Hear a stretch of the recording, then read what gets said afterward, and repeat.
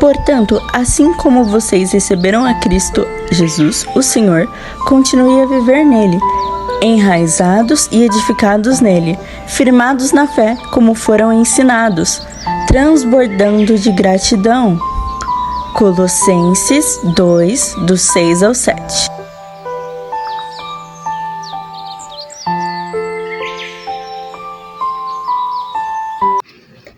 Bom dia!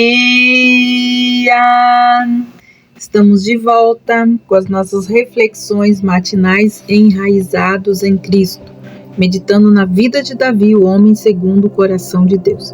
Nós chegamos no capítulo 11 de 2 Samuel, estamos na parte aonde nós encontramos então Davi caindo em adultério. A Bíblia diz que há maneiras de que nós podemos nos proteger de tentações semelhantes a esta que Davi sofreu e caiu. Então nós precisamos considerar quais são as áreas em que Davi errou para que não erramos também. Ontem nós falamos que Davi estava no lugar errado na hora errada, e hoje eu quero falar que ele deixou de se proteger com uma rede de confiança. Antes ele era sensível à ideia de ofender o Senhor. Ele buscava o conselho dos profetas e se responsabilizava pelas coisas. Agora, ele já não dava mais satisfação a ninguém pelos seus atos.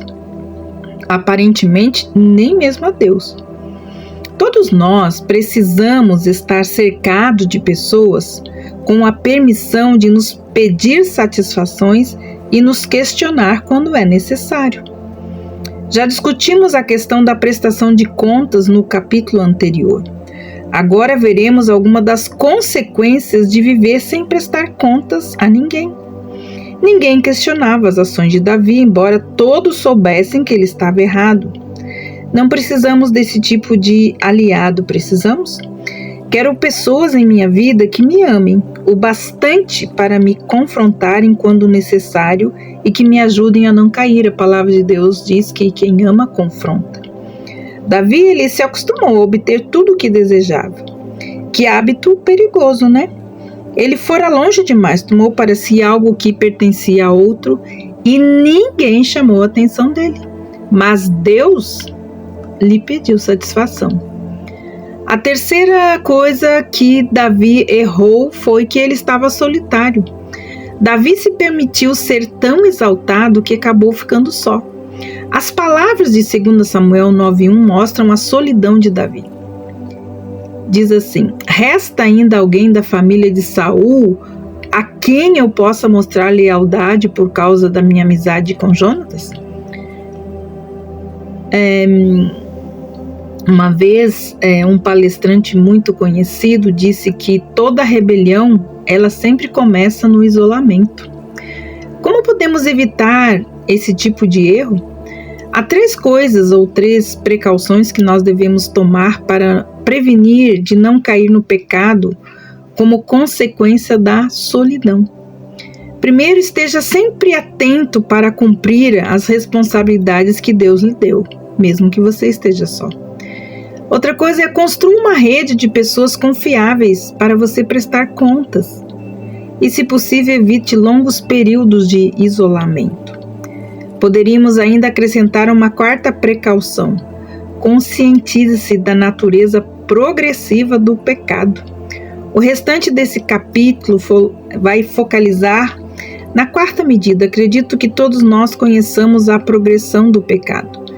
Leia novamente 2 Samuel 11, de 1 a 5 e observe as 3 áreas em que o pecado avança. Então nós lemos lá.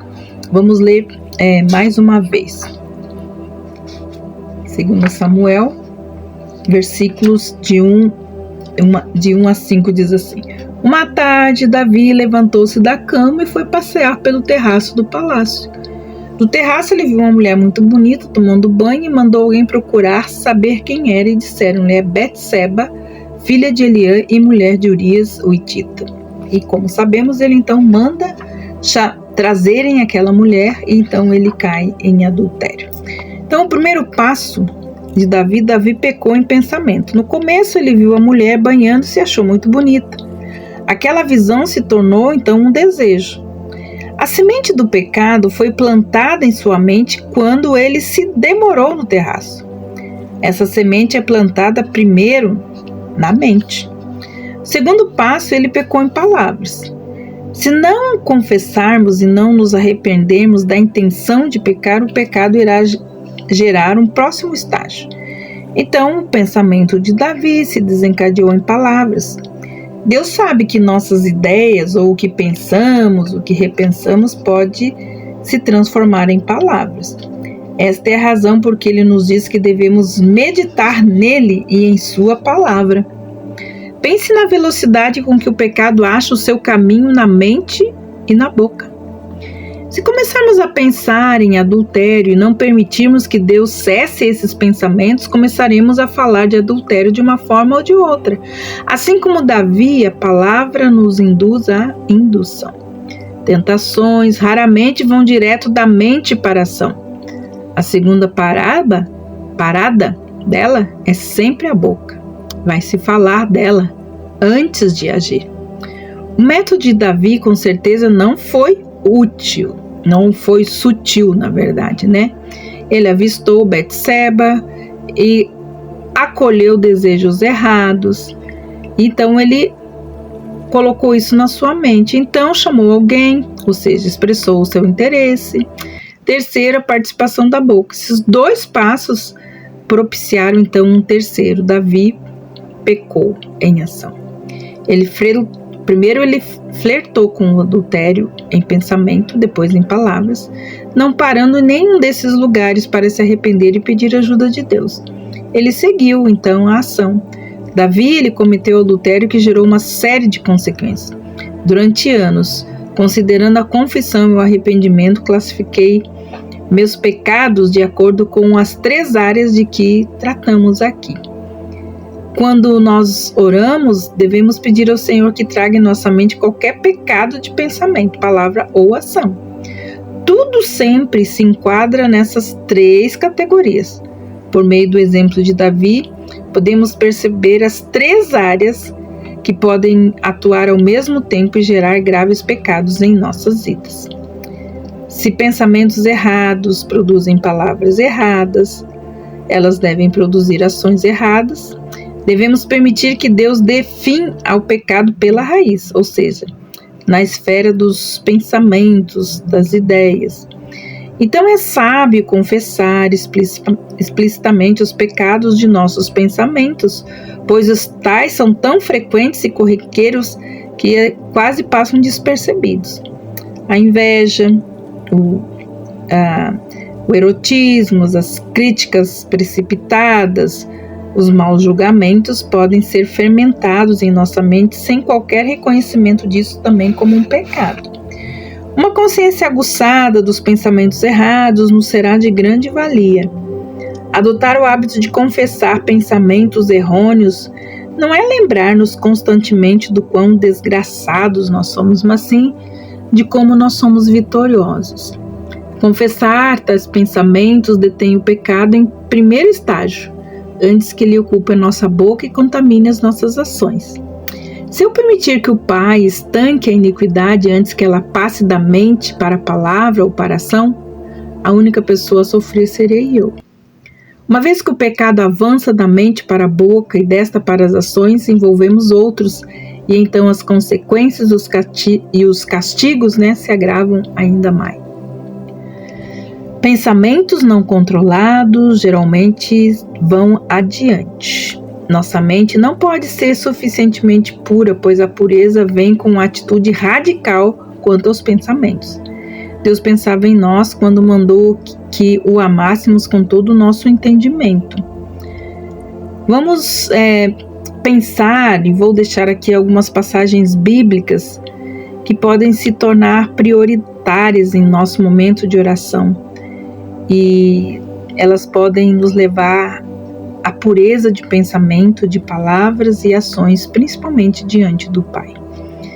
Então, com respeito aos pensamentos, Salmo 139, 23, 24 diz assim: Sonda-me, ó Deus, conhece o meu coração. Prova-me e conhece as minhas inquietações. Vê se há em mim uma conduta ou algo que te ofende, e dirige então pelo caminho eterno. Já com respeito às palavras, Salmo 19:14 diz assim: que as palavras da minha boca e a meditação do meu coração sejam agradáveis a ti, Senhor, minha rocha e meu resgatador. Agora, com respeito às ações, diz assim, Salmo 15, de 1 e 2. O Senhor, quem habitará no teu santuário? Quem poderá morar no seu santo monte? Aquele que é íntegro em sua conduta e pratica o que é justo e que de coração fala a verdade. Guarde esses textos, essa palavra na sua memória e confesse-as diariamente. Nenhum de nós está imune ao pecado.